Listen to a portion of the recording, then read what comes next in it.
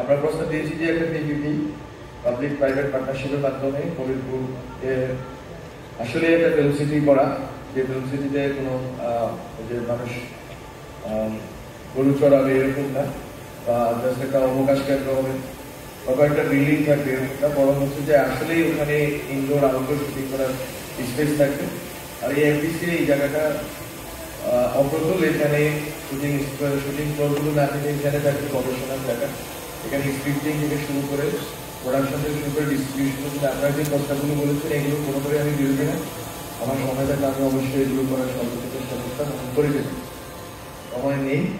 কিন্তু আমরা আশা রাখি যে যারাই পরবর্তীতে আসবেন, দায়িত্ব নেবেন, তারা এই কাজগুলো অব্যাহত রাখবেন।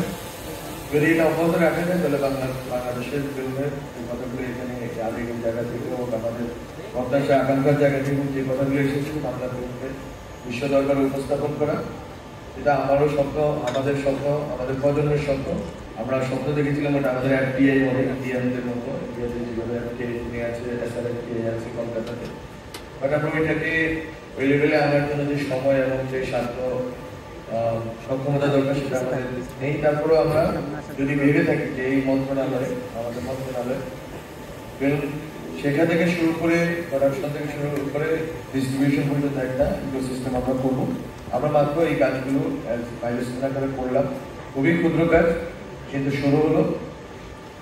আর আমাদের একটা পরিকল্পনা ছিল যে এফডিসির একটা হবিরপুরে একটা ফিল্ম সিটি আছে, ওই ফিল্ম সিটি এবং এই এফডিসি তো আপনারা জানেন ঢাকার একবারে কেন্দ্র, এবং এই বছর বাংলা ফিল্ম কয়েকটা বেরিয়েছে, আপনারা দেখেছেন, এবং এগুলো জনপ্রিয় হচ্ছে, মানুষ কন্টেন্ট ভালো কন্টেন্ট হলে দেখতে চাচ্ছে।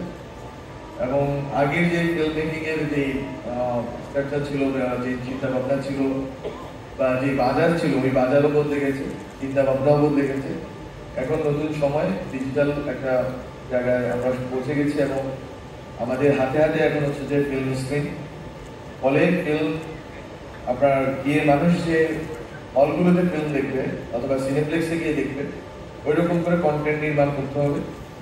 এই জন্য বলেছি কন্টেন্ট নির্মাণের জন্য যে স্ক্রিপ্টিং, আইডিয়েশন, কন্টেন্ট ক্রিয়েশন থেকে শুরু করে এটা ডিস্ট্রিবিউশন পর্যন্ত, এবং ওখান থেকে আয় উপার্জন করে এখানে পরিচালক, প্রযোজক থেকে শুরু করে যারা অ্যাক্ট্রেস আছেন তারা যেন সম্মানজনকভাবে জীবনযাপন করতে পারে, সেই সুযোগটা একটা জাতীয় সংস্কৃতির অপরিহার্য অংশ, সেই সুযোগটা তৈরি করার চেষ্টা আমরা করেছি, বাট জানি না কতটুকু করতে পেরেছি।